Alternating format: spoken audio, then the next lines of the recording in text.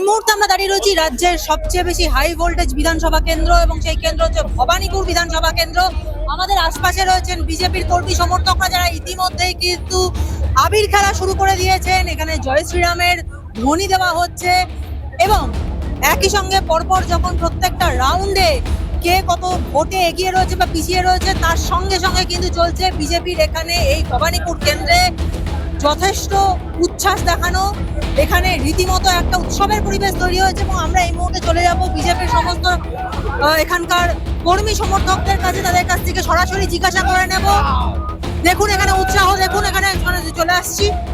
কেমন লাগছে এখানে বিজেপির এই উৎসব, এখন যে ম্যাজিক ফিগার ছুঁয়ে নিল বিজেপি? দেখুন, ম্যাজিক ফিগার তো ছুঁয়েছি, কোথাও কোথাও মনে দুঃখও আছে। আমাদের এত কর্মীরা, তাদের বলিদান, যারা মারা গেছেন তাদেরকে আমরা সব থেকে আগে আগে নমন করি। এই জিতটা তাদের জন্য, আজকে তাদের বলিদানের জন্য মানুষ বুঝতে পেরেছে এই স্বৈরাচারী মুখ্যমন্ত্রীকে সরাতে হবে। তার বিরুদ্ধে আজকে মানুষ ভোট দিয়েছে। এই ফলাফল একটাই, আমি একটা পিছনে একটাই রিজন আছে, আর কোনো রিজন নেই। মানুষ পরিবর্তন চেয়েছে, তাই আজকে মানুষ পরিবর্তন করতে পেরেছে। আর নরেন্দ্র মোদীজি যে স্বপ্নটা বাংলার মানুষকে দেখালেন আর অন্য অন্য রাজ্যে কাজ করিয়ে দিচ্ছেন, সেই বিশ্বাসটা আজকে জাগাতে পেরেছেন বলে আজকে বাংলার মানুষ বিজেপিকেই সমর্থন করেছে। এই যে এই ভবানীপুর বিধানসভাতে দেখা যাচ্ছে হাড্ডাহাড্ডি লড়াই এবং এর মাঝখানেই তৃণমূল নেত্রী বার্তা দিয়েছেন যে এখন যাই হোক ভুলবেন না, আমরাই কিন্তু এখান থেকে জিতছি। এখানে জিততে পারবেন না। এখন 6টা রাউন্ড শেষ হচ্ছে, 7টা রাউন্ডে 74, 73 উনি নিজের বুথে আর নিজের ওয়ার্ডে হাঁটবেন। আমি লিখে দিয়ে দিচ্ছি, উনি ভবানীপুর কেন্দ্র ছেড়ে দিন, উনি নিজের বুথ আর ওয়ার্ড বাঁচান, তারপর উনি আর কাজ কথা বলুন। কেন্দ্রে ভবানীপুর কেন্দ্রে মমতা বন্দ্যোপাধ্যায় বলছেন এখনই হতাশ হবেন না, এখান থেকে আমরাই জিতছি। ममता कभी नहीं जीतेगी भवानीपुर में, क्योंकि ममता बनर्जी भवानीपुर में कोई काम ही नहीं की है। इसीलिए अभी आगे चल रही है, लेकिन अभी हम लोग आगे हो जाएंगे और शुभेंदु अधिकारी भवानीपुर में जीतेंगे। ये बीजेपी अभी तक जो मैजिक फिगर है उसको छू लिया है और सब में बहुत उत्साह है, आपको कैसा लग रहा है? देखिए, बीजेपी का सरकार बंगाल में बनेगा, ये इसमें कोई दो राय नहीं है, क्योंकि ममता बनर्जी 15 साल में बंगाल को कंगाल कर दिया है। रोज वैली का घोटाला, शारदा नारदा घोटाला, कोयला घोटाला, हर तरह के घोटाला उसने किया है। कोई काम नहीं किया, कोई विकास नहीं किया। आर्जिकल मामला आप देख लीजिए, जब ममता बनर्जी 2011 में आई थी, उसके बाद उन्होंने बहुत बड़ा बड़ा वादा किया, लेकिन काम कुछ नहीं किया। একটা সময় ছিল যখন বাংলায় বিজেপির শাসন শুনলে মানুষ হাসতো, সেখানে দাঁড়িয়ে আজকে দাঁড়িয়ে এই বাংলায়, এই বাংলাতে, এই কলকাতাতে দাঁড়িয়ে আমরা দেখতে পাচ্ছি বিজেপি ইতিমধ্যেই ম্যাজিক ফিগার ছুঁয়ে ফেলেছে এবং সেই কারণে কিন্তু দেখুন সব মানুষ সেখানে যারা বিজেপি সমর্থক তাদের মুখে চওড়া হাসি, তারা আবির খেলা শুরু করেছেন, তারা জয়ধ্বনি দিচ্ছেন, কেউ জয় শ্রীরাম বলছেন, কেউ শিবের শিবনাম দিচ্ছি গাইছেন, অর্থাৎ সনাতনীদের জয় বলছেন। এবং আমরা চলে যাব এখন সেই মানুষটার কাছে যিনি 30 বছর ধরে বিজেপি করছেন। এটাই প্রশ্ন যে এত বছর ধরে বিজেপি করবার পরে আজকের দিনটা দেখে কেমন লাগছে? এতদিন পর্যন্ত তো বিজেপিকে কেউ ভাবতে পারেনি যে সরকার করবার মতো পরিস্থিতি আসতে পারে। আজকের দিন আমাদের খুবই খুশির দিন। আমরা এতদিন ধরে যা সিপিএম এর অমল থেকে পার্টি করে আসছি, আমাদের সংগঠন তখন সবে নতুন করে একটু উঠছে, কিন্তু এই মমতা দিদির সরকার আসার পর এত সন্ত্রাস আমরা ভুগেছি, যাতে আজকের দিন ওই সন্ত্রাস থেকে মুক্তি পেলাম। মুখ্যমন্ত্রী মমতা বন্দ্যোপাধ্যায় প্রথম থেকেই বলে এসেছেন যে দুধেল গাইদের ভোট নাকি তার জন্য, 30%-এর আশাতেই তিনি ভোটে লড়াই করেন এবং বাকি হিন্দুদের জন্য তিনি খুব একটা মাথা ব্যথা করেননি। আজকে সেই দুধেল গাইদের, যাদেরকে তিনি দুধেল গাই বলে উল্লেখ করেছিলেন, একটা জাতিকে যেভাবে অসম্মান করেছিলেন, আজকে সেরকমই একজন মানুষ আমাদের সঙ্গে রয়েছেন যিনি মমতা বন্দ্যোপাধ্যায়ের দুধেল গাই ন্যারেটিভের সঙ্গে মোটেই সহমত ছিলেন না। তিনি কিন্তু সবসময় সনাতনীদের সঙ্গে ছিলেন, ভারতবাসী হিসেবে নিজের পরিচয় দিয়েছেন এবং তার কাছে সরাসরি চলে যাব যে আজকে বিজেপির জয়ের দিন। মমতা বন্দ্যোপাধ্যায় নিজেকে সবসময় বলতেন তিনি মুসলিমদের তোষণ করেন, দুধেল গাই বলে আপনাদেরকে দাগিয়ে দিয়েছিলেন। আজকের দিনটা দেখে কেমন লাগছে? প্রথমে একটা গান বলবো, তারপর শুরু করবো। ওই দেখো পশ্চিম বাংলা পদ্ম ফুটেছে, আর ভারত মায়ের আশীর্বাদে কমল গিলেছে, আর 15 বছর পার করিয়া খুশি এসেছে, আর সবুজ বাগানে মিষ্টি ফুলের মিষ্টি বাহার এসেছে।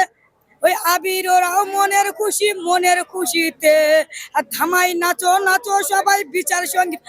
মমতা বন্দ্যোপাধ্যায় দুধের গায়ে আমরা নয়, ওনার দুধের গায়ে ছিল অনুপ্রবেশকারী বাংলাদেশের ভোটার, তাই তারা চলে গেছে বলে মমতা বন্দ্যোপাধ্যায়ের মাথা খারাপ হয়ে গেছে। দেখুন সম্প্রীতির ছবি কাকে বলে সেটা এই মুহূর্তে ভবানীপুরে আমরা দেখতে পাচ্ছি। একজন সনাতনী, একজন মুসলিম, সবাইকে মিষ্টি খাওয়াচ্ছেন এবং যাকে বলে ভ্রাতৃত্ববোধ, সেইটা কিন্তু আজকে ভবানীপুরের সাধারণ মানুষ দেখতে পাচ্ছে। আজকে ভবানীপুরের মাটি সেই ভ্রাতৃত্ববোধের সাক্ষী হচ্ছে। আমরা সরাসরি তাদের কাছে চলে যাব। দেখুন, অনুষ্ঠান বা সেলিব্রেশন যদি হতে হয় তাহলে এরকমই হতে হয়, এবং আমরা চলে যাব তাদের কাছে। আজকে লাড্ডুও রয়েছে এবং আজকে ঝালমুড়িও রয়েছে, তাহলে কোনটা আজকে সবচেয়ে বেশি আনন্দের? मोदी जी बोले कि झालमुड़ी भी बढ़ेगा और लड्डू भी बढ़ेगा। आज परिवर्तन हो गया, बंगाल में विकास हो गया। अब टीएमसी का सत्यानाश होगा। सुबह से टीएमसी के जितने चोर गुंडा हैं हावड़ा स्टेशन से भाग रहे हैं।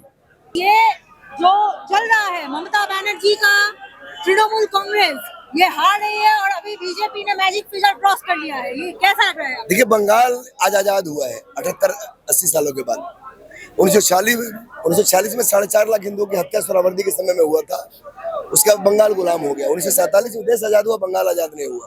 पहले कांग्रेसियों ने, फिर लेफ्ट फ्रंट के लोगों ने, बाद में ममता बनर्जी ने बंगाल के बांग्ला भाषी, बांग्ला कल्चर के साथ साथ मत देने के अधिकार को ही खत्म कर दिया था।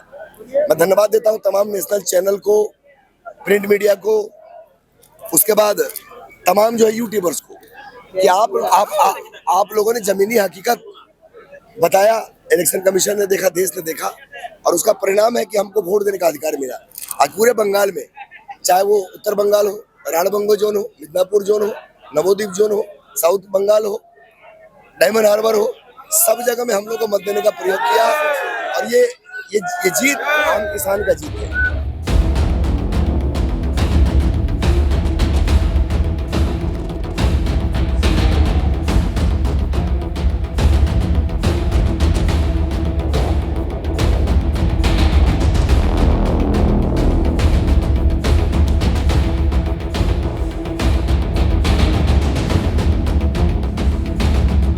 উনি হয়তো ভুলে গেছেন যে মানে সেন্ট্রাল ফোর্স আছে এবং ইলেকশন কমিশন জ্ঞানেশ কুমার, ওনাকে জ্ঞান পড়াতে গেলে জ্ঞানেশ কুমার তাকে এত জ্ঞান দিয়ে দেবে যে পরজন্মে ওনাকে লেখাপড়া না শিখলে উনি জ্ঞানী হয়েই জন্মাবেন। উনি যে চিন্তাধারাটা করছেন যে সন্ধ্যের পরে খেলা ঘুরবে, খেলা ওনার শেষ। পশ্চিমবঙ্গে মমতা ব্যানার্জির খেলা শেষ, আর কোনো খেলা চলবে না। এত কনফিডেন্স এখনো পর্যন্ত পাচ্ছেন কোত্থেকে মমতা বন্দ্যোপাধ্যায়? দেখুন, চুরি চামারি যারা করে, যারা ভোট চুরি করে, সবকিছু লুটপাট করে, তারা এখনো চিন্তা করছেন যে লুটপাটের রাজনীতি করে তারা ক্ষমতায় আসবেন।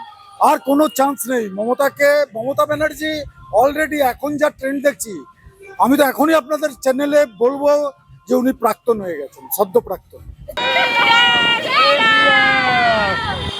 একটা গুরুত্বপূর্ণ যে খবর পাওয়া যাচ্ছে যে প্রত্যেকটা সরকারি অফিস, নবান্ন থেকে শুরু করে অন্যান্য রাজ্যের প্রতিটি সরকারি দপ্তরে কিন্তু পৌঁছে গিয়েছেন কেন্দ্রীয় বাহিনীর জওয়ানরা। তারা কড়া পাহারায় রেখেছেন সেখানকার সরকারি কর্মচারীদের, যাতে তাদের ঢোকার সময় এবং বেরোনোর সময় তাদের প্রত্যেকের ব্যাগ ভালো করে চেক করে তারপরে তাদেরকে ঢুকতে বা বেরোতে দেওয়া হচ্ছে, যাতে কোনো ফাইল, এতদিনের তৃণমূল সরকারের দুর্নীতির কোনো ডকুমেন্ট, কোনো ফাইল যাতে একেবারে মুছে না ফেলা যায়, সেগুলো যাতে কোনোভাবে বেহাত না হয়ে যায়, সেদিকেও কড়া নজর রাখা হচ্ছে।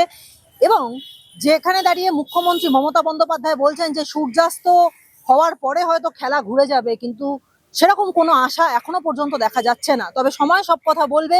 এখনো পর্যন্ত আমাদের নজর রয়েছে ভোটের কাউন্টিং এর দিকে, কিন্তু যা দেখা যাচ্ছে গোটা কলকাতার সমস্ত রাস্তা প্রায় শুনশান, এবং মাঝে মধ্যে জয় শ্রীরাম স্লোগান দিয়ে বেরিয়ে যাওয়া বাইক থেকে গাড়ি, এবং সেখানে গেরুয়া আবির মেখে সাধারণ মানুষজন, বিজেপির যারা কর্মীরা রয়েছেন, সমর্থকরা রয়েছেন, তারা এগোচ্ছেন। দেখা যাচ্ছে গাড়ির মাথায়, অটোর মাথায়, বাইকের মাথায় উড়ছে পদ্মচিহ্ন দেওয়া পতাকা।